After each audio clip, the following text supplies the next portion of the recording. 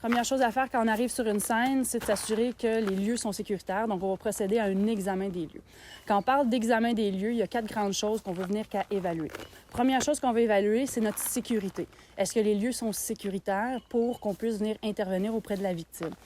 À ce moment-là, on recherche 2 grands dangers potentiels. On va regarder pour des dangers soit environnementaux, donc des plaques de glace, des branches, un courant rapide près d'un cours d'eau. On va également regarder pour des dangers qu'on appelle biologiques. Donc, est-ce qu'il y a du sang, est-ce qu'il y a du vomi, est-ce qu'il y a du mucus qui pourrait venir porter atteinte à notre propre sécurité. Ayant ça en tête, ce qu'on veut venir qu'à faire, c'est de se protéger soi-même. Donc, on va parler à ce moment-là de précaution universelle.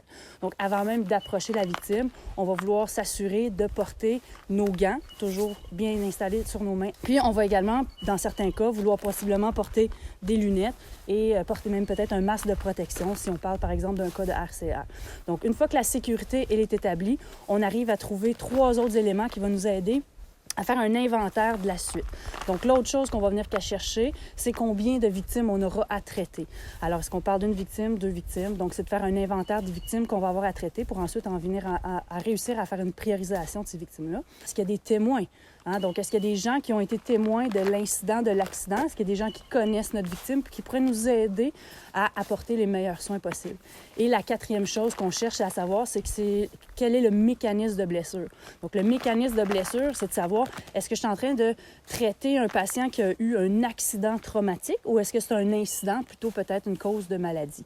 Donc, avec ces 4 éléments-là, j'ai réussi à faire un examen des lieux qui va me permettre de déterminer la suite de mes actions.